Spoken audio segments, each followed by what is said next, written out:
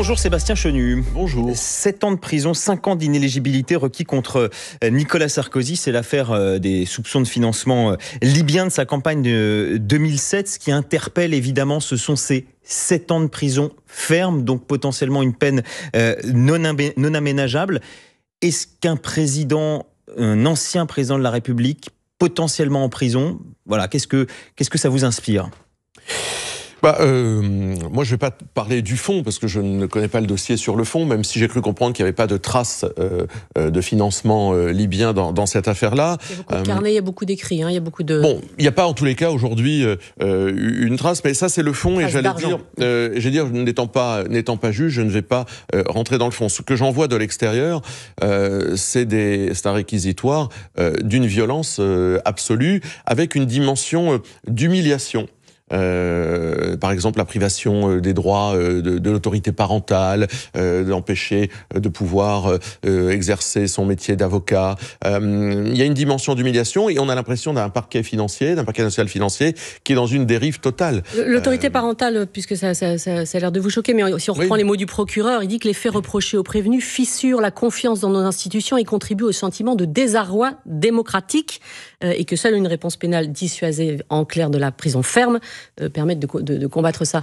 Enfin, écoutez, moi, je pense que... Moi, j'ai rarement entendu ça dans un tribunal. C'est donc qu'il y a... Oui, mais moi, j'ai l'impression qu'il y a quand même une dérive totale, si vous voulez, dans notre société, dans laquelle des juges, aujourd'hui, ont envie de se payer ce qu'ils imaginent être les puissants. Ils prennent, Sébastien Chenu, aussi en considération le fait que Nicolas Sarkozy a déjà été condamné. Il est sous bracelet électronique. Donc, voilà, enfin, il a été condamné pour une intention. Alors, c'est pas non plus du tout la même chose. Il a été condamné, ça aussi, c'était déjà très particulier, pour une intention. Enfin, mais vous l'entendez bien. Moi, ça n'en est pas plus légal. Vous l'entendez bien. Moi, je ne suis pas l'avocat de Nicolas Sarkozy. J'essaie de regarder les choses avec une espèce de recul et de froideur. Je dis simplement, le parquet national financier est dans une dérive. Je pense qu'aujourd'hui, il y a la volonté chez un certain nombre de juges de se payer des puissants. Je pense qu'il y a une dimension humiliante qui ne sert pas la justice de notre pays. C'est 13 ans d'enquête, c'est 500 scellés, vous dites qu'il n'y a pas d'éléments. C'est une énorme enquête, c'est un très long procès, ils ont pris le temps, pour le coup la justice a pris le temps. Oui, d'accord madame, mais regardez, moi ce que je veux dire par là, c'est que la justice, elle doit, par exemple, si elle veut enfermer quelqu'un, c'est parce que cette personne représente un danger pour la société. À Schiltigheim, il y a quelques jours, quelques semaines, un type a foncé sur des flics en voiture, il a écopé de 150 € d'amende. Il n'a jamais vu les murs d'une prison. Et là, on a quelqu'un, et ça pourrait être Nicolas Sarkozy, comme n'importe qui d'autre. Moi, j'ai défendu en son temps, voyez-vous, aussi, par exemple, Éric Coquerel, dans un autre type de sujet, qui était accusé de quoi que ce soit et qui, à la fin, n'a rien eu. Je veux dire, ils n'ont pas volé, ils n'ont pas tué. Est-ce que ce sont des dangers pour la société au point de devoir les emprisonner ? Ma réponse est non. Vous parlez, Sébastien Chenu, de dérive du parquet national financier. Est-ce que ça veut dire, et la suite logique de ce que vous dites, c'est qu'il faut remettre en cause l'existence peut-être de juridictions spécialisées, voire en l'espèce du parquet national financier? Écoutez, il faut jamais faire ça sous le coup de l'émotion. En l'occurrence, vous n'êtes pas concerné directement par cette affaire. Non, mais je veux dire, il y a une certaine émotion quand même dans le pays, on le voit bien. Nicolas Sarkozy a été président de la République de notre pays. Il n'est pas au-dessus des lois, mais il n'est pas en dessous non plus. Je veux dire, il n'a pas moins de droits. Mais sur l'existence du PNF. Mais il a eu un procès très long. C'est pas le moment de regarder ça, je pense. C'est pas ce que je veux dire. Mon sujet n'est pas celui-ci. Mais en revanche, je pense qu'effectivement, il y a une dérive, la formation d'un certain nombre de magistrats, la tutelle qu'exerce le syndicat de la magistrature sous certains magistrats, la politisation de certains magistrats est un élément qu'il faut aujourd'hui prendre en compte dans notre pays. Votre position ce matin, vous ne craignez pas qu'elle soit entendue par tous ceux qui nous écoutent, comme à nouveau ces puissants, ces politiques qui ne veulent pas être jugés, et accessoirement, c'est ce qu'explore le procès, c'est aussi la responsabilité d'un leader politique pour les actes que d'autres ont fait pour eux, puisqu'on n'a pas parlé de Claude Guéant et de Brice Hortefeux, mais qui sont concernés aussi. Non, ce que je veux dire derrière, c'est que le doute doit bénéficier à l'accusé. Dans tous les domaines. Et là encore, je vois ça de l'extérieur. Il y a des carnets avec des sommes consignées dedans. Moi, je suis pas juge, vous n'êtes pas davantage. Et donc, le doute doit bénéficier à l'accusé, en tout état de cause. Et la position que j'ai concernant Nicolas Sarkozy, c'est une position de principe que je peux avoir concernant n'importe quel adversaire politique. Parce que je pense que à partir du moment où vous donnez au juge la possibilité de dire qui peut demain se présenter à une élection, on y reviendra dans le cas probablement de Marine Le Pen, ou en tous les cas de continuer une carrière, eh bien je pense que vous êtes dans une dérive. Bon, on risque effectivement d'évoquer tous ces points, peut-être en tout cas lundi, en fonction du jugement qui sera rendu contre Marine Le Pen dans l'affaire des assistants parlementaires européens. Le Conseil constitutionnel rend aujourd'hui une décision qui peut avoir un impact sur l'exécution provisoire d'une peine d'inéligibilité. Doit-il ou pas être déclaré immédiatement cet élu inéligible, quelles que soient les voies de recours qu'il utilise? Le cas, là, jugé, c'est celui de cet élu local de Mayotte. Mais évidemment, on pense à Marine Le Pen. Qu'est-ce que vous attendez, vous, du Conseil constitutionnel? Si je vous dis pas grand-chose, ce serait pas, je veux pas avoir l'air d'être désinvolte, mais je pense que le Conseil constitutionnel, là aussi, l'incidence est énorme quand même. Oui, d'accord, mais ce que je pense, c'est que le Conseil constitutionnel va aligner le fait que les élus locaux ne puissent pas être déchus de leur mandat au même titre que les élus nationaux. Vous savez que dans ces cas-là, un élu local, par exemple le maire de Toulon, avait été déchu de son mandat en cours de mandat, alors qu'un parlementaire national ne pourrait pas l'être. Je pense que le Conseil constitutionnel pourrait avoir ce type de position, un alignement des sanctions, quels que soient les élus locaux, ce qui ne crée pas, évidemment, une jurisprudence quelconque dans le cas du dossier qui nous préoccupe. Alors, on rappelle que dans le cas de Marine Le Pen, effectivement, l'exécution provisoire, donc c'est-à-dire immédiate de la peine d'inéligibilité, a été requise. Peine de mort politique, avait dit Marine Le Pen. Aujourd'hui, elle dit « La peur n'évite pas le danger ». Est-ce qu'il y a une forme de déni ou est-ce qu'elle se prépare quand même à cette éventualité ? Non, parce que nous considérons que nous avons fait la démonstration de l'innocence de Marine Le Pen. Donc, il n'y a pas de raison que Marine Le Pen soit condamnée. Mais si vous voulez, il y a des gens qui pensent exactement l'inverse. Donc, ça ne sert à... les juges. Et peut-être même les juges. Et donc, ça ne sert à rien de pleurer avant d'avoir mal. Il faut regarder les choses. Il faut se préparer. Non, mais il y a un vrai changement de posture par rapport à la fin du procès. Là encore... on avait vu sa colère et la peine de mort politique, c'était extrêmement fort. C'est une réalité. Ce que je veux dire, c'est que le réquisitoire et la peine qui est proposée a des conséquences qui sont irrémédiable pour Marine Le Pen. C'est-à-dire que quand un juge demande une exécution provisoire d'une éligibilité pour Marine Le Pen, ça veut dire que la femme politique préférée des Français, candidate 3 fois à la présidentielle, annoncée comme candidate à la prochaine élection présidentielle, ne pourrait pas être en capacité de se présenter devant les Français. Ce qui, évidemment, est une conséquence irrémédiable. C'est pas, si vous voulez, c'est pas comme si elle pouvait se représenter un an après. Elle ferait sans doute appel, on présume. Mais est-ce que dans ce cas, un avenir politique, elle aurait toujours un avenir politique, et voire un avenir présidentiel peut-être plutôt? Non, mais de toute façon, elle fera appel parce que... Pourquoi il y a un appel? Parce qu'une chambre de première instance, enfin un tribunal, peut se tromper. Pardon, et s'il y a un appel, c'est pour corriger si elle est condamnée, si elle est condamnée... Mais non, ce n'est pas dans l'idée qu'elle soit condamnée. Vous ne réfléchissez pas à cette hypothèse? Ah non, il va falloir la gérer. On pense avoir fait la démonstration. Moi, j'étais là lors des plaidoiries de l'innocence de Marine Le Pen. Et surtout, donc en cas de condamnation, vous n'êtes pas prêt? Mais prêt à quoi? Prêt à quoi? Politiquement, peut-être. Non, mais nous sommes des gens qui savons gérer. Prêt à réfléchir à 2027, à une candidature Bardella. Tout ça à 2027, ça veut dire qu'il nous resterait 2 ans. C'est bon, merci, on sait s'organiser. Marine Le Pen a un rôle quand même éminent dans votre mouvement. Donc c'est pas... nous savons faire face à des situations de crise si elles devaient advenir. Pour vous, ils sont totalement interchangeables? Ça ne changera absolument rien? Qui est interchangeable? Marine Le Pen et Jordan Bardella. Non, mais personne n'est interchangeable dans la vie. Personne. Ce que je veux dire, c'est qu'évidemment, vous le savez mieux que moi, ça va pas être forcément très simple de rassembler les troupes autour de lui, parce qu'il y a un changement de positionnement. Non, mais quel que soit l'avenir, je veux dire, nos idées nous dépassent. Les idées que nous portons dépassent les individus que nous sommes. Aujourd'hui, notre candidate à l'élection présidentielle, c'est Marine Le Pen. Elle est prête pour ça. Elle est préparée. Elle en a la dimension. Jordan Bardella est prêt et se prépare pour Matignon. Il en a la dimension. Voilà comment on a organisé les choses. Si demain, on devait les organiser autrement, on s'adapterait face à une situation nouvelle. Alors, dans le contexte politique à présent, depuis quelques jours, Marine Le Pen réactive la menace d'une censure. Je vais me fâcher, dit-elle dans le Figaro Magazine. Ça pourrait être autour de la programmation pluriannuelle de l'énergie que vous voudriez voir débattre et voter à l'Assemblée nationale alors que la loi ne le prévoit pas obligatoirement. Pourquoi agiter la censure maintenant? Ça fait jamais que 3 mois et quelques jours que le gouvernement Bayrou est est en place. On n'a pas encore peut-être vu tout ce qu'ils pouvaient faire. Enfin, on a surtout vu qu'ils ne faisaient pas grand-chose et que leur idée était de gagner du temps. On le voit avec le conclave sur les retraites, où ils ont réussi à faire une entourloupe aux socialistes, obtenir le fait qu'ils ne votent pas la censure en échange d'un conclave avec des résultats sur les retraites, et finalement, il se passera probablement pas grand-chose. Donc c'est un gouvernement qui cherche à gagner du temps. Vous savez, vous dites à François Bayrou, vous êtes Premier ministre pendant 15 ans à une seule condition, c'est de ne rien faire. Il signe tout de suite. Donc voilà, c'est un gouvernement qui cherche à gagner du temps. Et ben nous, on considère qu'il y a des priorités dans le pays qu'il faut traiter. Et il se trouve que le dossier de l'énergie est une priorité. Si vous n'êtes pas maître, en termes de souveraineté nationale, de votre énergie et de votre immigration, Trump l'a bien compris, alors ça veut dire que vous n'êtes plus libre et indépendant. En fait, vous êtes prêt à censurer sur à peu près n'importe quel sujet?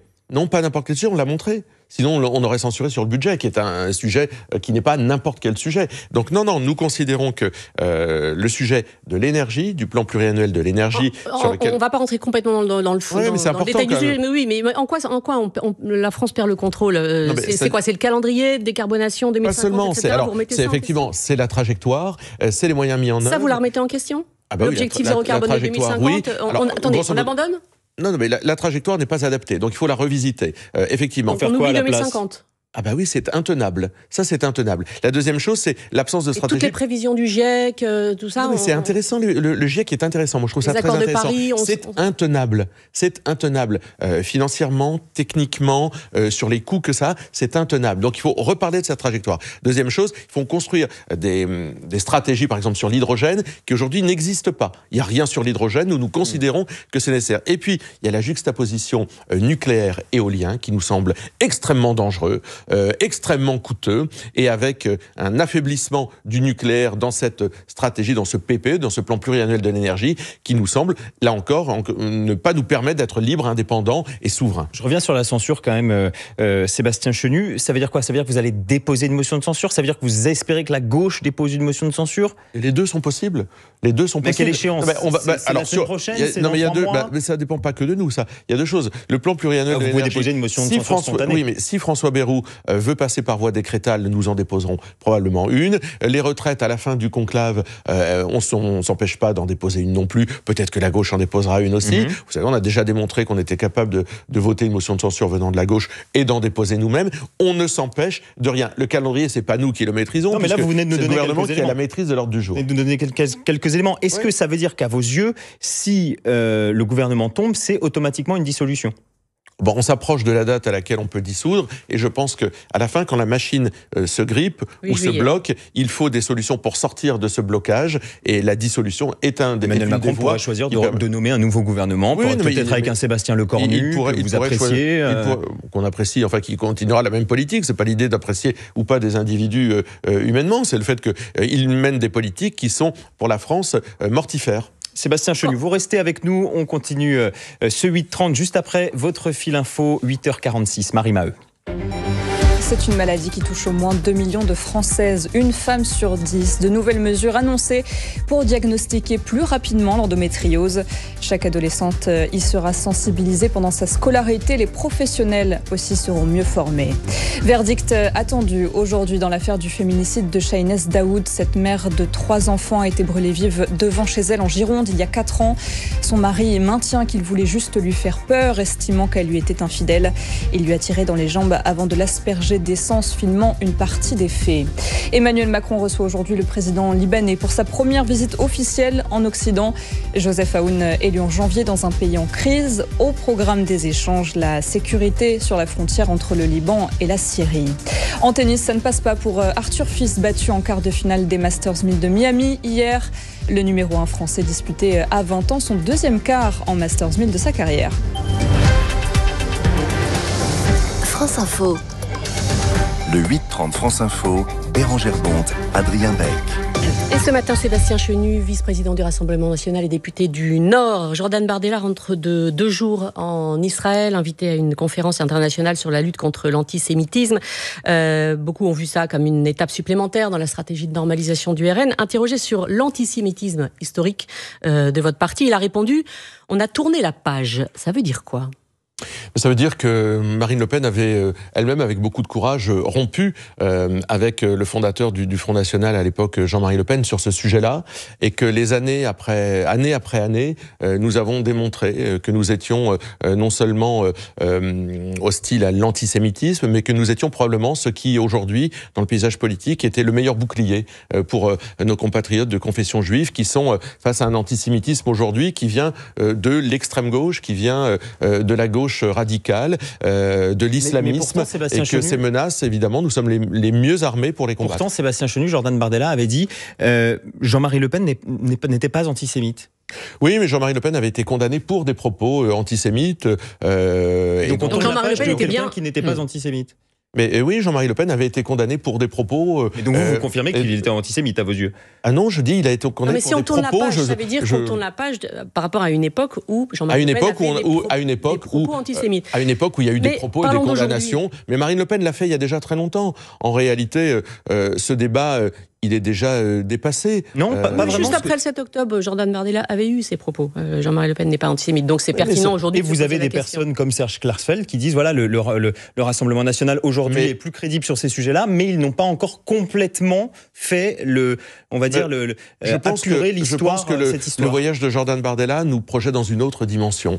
Et il l'a dit lui-même, le Rassemblement national n'est pas le Front national. Marine Le Pen avait beaucoup de courage, car c'est sur ces sujets-là qu'elle a rompu avec le fondateur du Front national. Jordan Bardella marque effectivement par ce voyage et cette invitation. Il rencontre le ministre de la Diaspora, il a rencontré le président de la Knesset, marque peut-être une ultime étape dans ce qui a été probablement présenté comme une ambiguïté, alors que, vous savez, moi ça fait très longtemps que je suis un défenseur de la cause d'Israël à titre personnel. Moi je n'ai jamais eu de doute.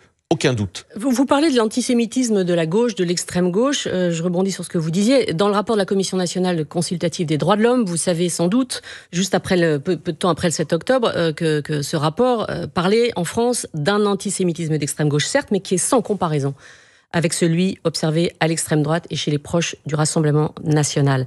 Et il y a eu, on l'a vu avec les candidats des législatives 2024, il y a eu une foule d'exemples. Ah bon? L'antisémitisme. C'est quoi la foule d'exemples? Jocelyn de Signy et son t-shirt In Memoriam. À Paris, Agnès Pajar, qui appelait en février 2021 à relire Henry Coston, qui était un essayiste collaborationniste connu pour son antisémitisme. Je peux continuer. Et on peut venir à aujourd'hui. Le député RN, Frédéric Boccialetti. Ce que je veux dire, c'est que... condamné, d'ailleurs. Moi qui a tenu pendant des années à Toulon cette librairie qui vendait des livres antisémites. Non, il l'a contesté, il n'a jamais été condamné. Il n'a jamais tenu cette librairie. Il a contesté, il n'a jamais été condamné. Il n'a jamais été condamné, madame. À un moment, il faut aussi remettre les choses telles qu'elles sont. Vous avez aujourd'hui... Il faut avoir été condamné pour être antisémite ? En tous les cas, il faut un moment que la justice vous l'ait dit. Il l'a dit. Et il n'a jamais été condamné. Est-ce qu'on peut acter qu'il avait cette activité et que ça pose question ? Non, il le conteste. Il n'avait pas de librairie. Il ne vendait pas de livres. Il avait une librairie, oui, il avait une librairie. Mais il conteste le fait d'être présenté comme une librairie antisémite. Oui, Antinéa, le nom de la librairie, c'est le titre d'un livre de Charles Maurras. Enfin, écoutez, tout ça. Tout ça pour dire que. Tout ça, ça a combien de temps, madame? Ça a combien de temps? C'est un député aujourd'hui. C'est un député qui siège aujourd'hui. La librairie, elle a combien de temps? C'est un député qui siège aujourd'hui. Elle a 25 ans, madame. C'est un député qui siège aujourd'hui. Je vais vous dire le fond de ma pensée. Tout ça, c'est le fonds de commerce de ceux qui n'ont plus rien à reprocher au Rassemblement national. D'aller chercher, d'aller traquer, d'aller trouver au fin fond, 25 ans après, d'aller trouver des exemples qui ont 25 ans, madame. L'exemple que vous donnez à 25 ans, c'est le fonds de commerce de ceux qui n'ont plus rien à reprocher au Rassemblement national, ou pire, qui cherchent derrière ça à minimiser ce que l'extrême gauche diffuse dans notre pays aujourd'hui, pas il y a 25 ans, aujourd'hui au moment où nous parlons. Est-ce que il n'y a jamais eu de repentance, je sais que vous n'aimez pas ce mot-là, ORN, sur les dérapages de Jean-Marie Le Pen, mais est-ce que ça, c'est inenvisageable pour peut-être clore ce débat, comme vous dites? Marine Le Pen a exclu Jean-Marie Le Pen. Marine Le Pen a exprimé elle-même que la Shoah était la pire des abominations. Enfin, c'est même plus de la repentance. Oui, elle a fermé un livre. Je me répète, Sébastien Chenu, mais c'est vrai que quand on écoute, pardon de citer à nouveau, mais Serge Klarsfeld, il dit voilà, il n'y a pas eu ce travail peut-être fait, même s'il reconnaît qu'il y a eu des progrès sur le fond, mais il dit il n'y a pas eu de travail fait sur ce passé. Donc, Arnaud Klarsfeld accompagnait Marion Maréchal et Jordan Bardella. Serge Klarsfeld a indiqué qu'il voterait pour le Rassemblement national. Donc, je veux dire, à un moment, vous êtes très exigeant de nous.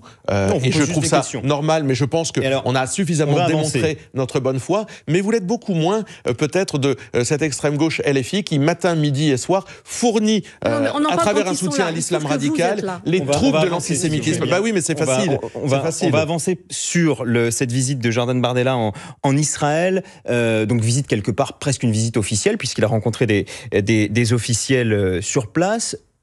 De coutume, j'allais dire, de tradition quelque part, les politiques français qui se rendent en Israël se rendent aussi dans les territoires palestiniens. C'est le cas d'Emmanuel Macron quand il se rend sur place, ça a été le cas de Gabriel Attal récemment.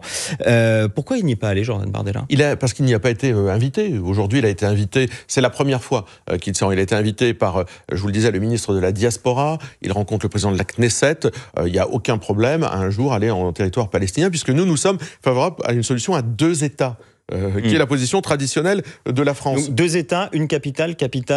Mais une solution, Jérusalem partagée. Mais une solution à 2 États, ça veut dire effectivement ce type de conséquences. Mais par exemple, vous n'êtes pas sur la position américaine qui est de dire que Jérusalem est la capitale d'Israël. Évidemment, la position américaine, c'est une position qu'on connaît très bien, que Donald Trump a instituée d'ailleurs lorsqu'il a été élu la première fois. Mais nous pensons qu'il faut 2 États. Donc ça, c'est la position traditionnelle de la France.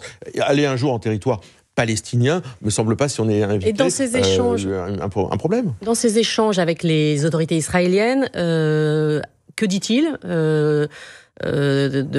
du gouvernement Netanyahou qui a rompu la trêve en reprenant les frappes à Gaza, qui ont déjà fait au moins 50 000 morts, et c'est difficile d'avoir des chiffres, mais que dit l'ami d'Israël que vous êtes, que le RN est ?